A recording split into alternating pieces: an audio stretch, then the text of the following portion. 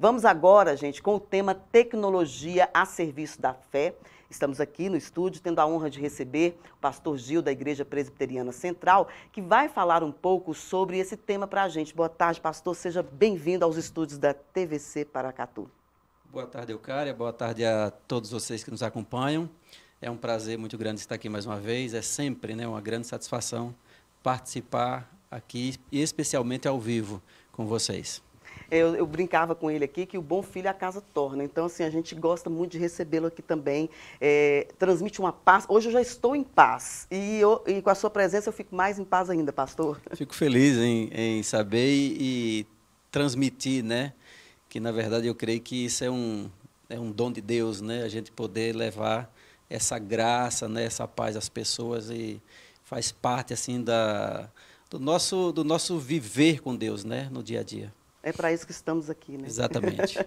Pastor, então, falando assim do tema em questão, gostaria que o senhor comentasse, pela experiência do senhor, né, como tem sido a tecnologia no sentido de ferramenta. Essa ferramenta tem sido importante para levar a palavra de Deus às pessoas?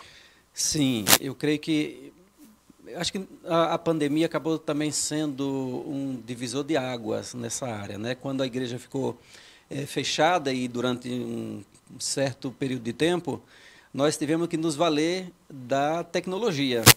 E a gente, conversando com alguns amigos, pastores, colegas, a gente chegou à conclusão que é algo que não tem mais retorno, né? Exatamente. Então, serviu muito a igreja naquele período e continua servindo, porque a gente se despertou para essa realidade de usar mais e usar bem. Porque usar a gente usa sempre, a gente usa para outras coisas, né? A gente usa para mandar um recadinho, a gente usa para compartilhar, às vezes, algo que não é nem tão interessante, né?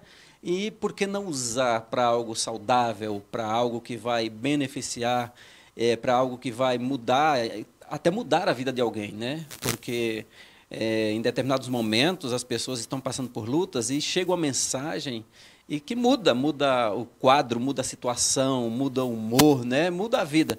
Então, eu creio que fazer bom uso da tecnologia, especialmente para levar uma palavra de fé, de esperança, ela deve ser assim, explorada muito, mas muito mesmo. Nós estávamos até comentando também durante o intervalo sobre a reportagem, né, que foi veiculada agora há pouco, falando dessa saúde emocional dos jovens que está comprometida, está abalada, né?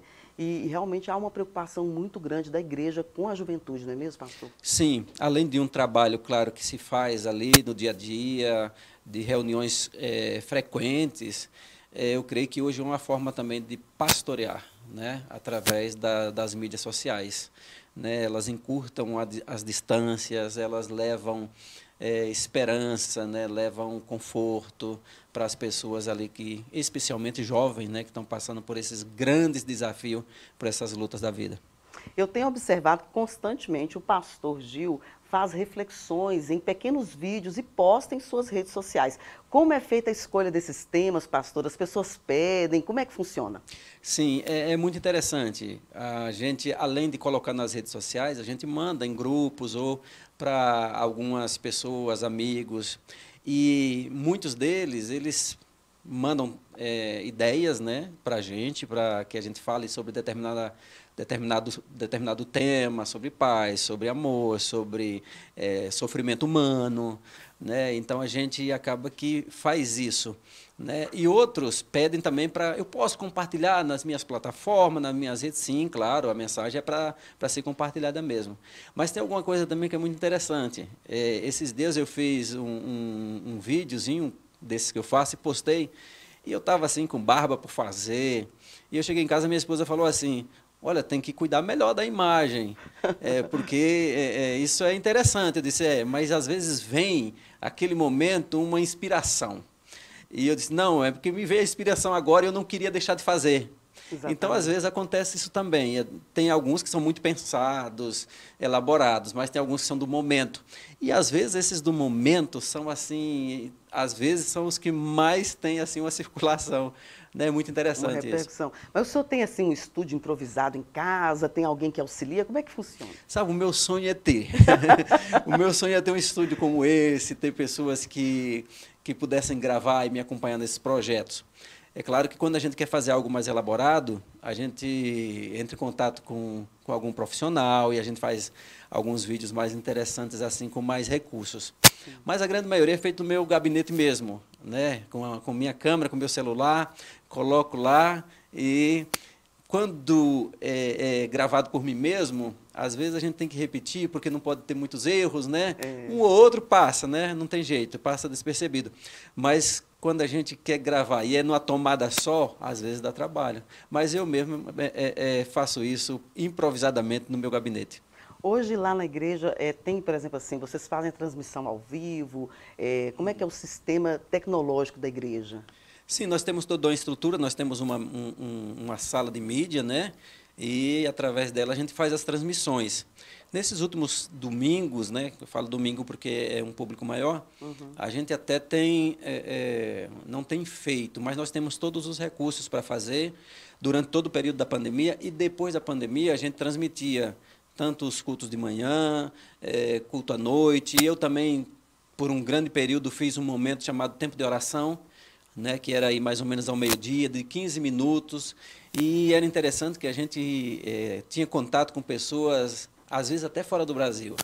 Né? Então, era muito importante esse tempo que a gente tinha de orar, assim, 15 minutos de oração, e as pessoas acompanhavam ali pelo canal do YouTube, e tinha assim, uma parceria, na verdade, né? E as pessoas colocavam os motivos de oração. Então, assim, a gente tem essas possibilidades, sim, de fazer na igreja e de atrair, né, os olhos das pessoas e o coração delas também. Que é o mais importante, exatamente, exatamente. Na igreja, como tem sido a participação das pessoas? O cristão de hoje, pastor, vive mais a palavra de Deus virtualmente, na sua opinião? Vive. Isso tem um lado positivo, né, e tem um lado negativo.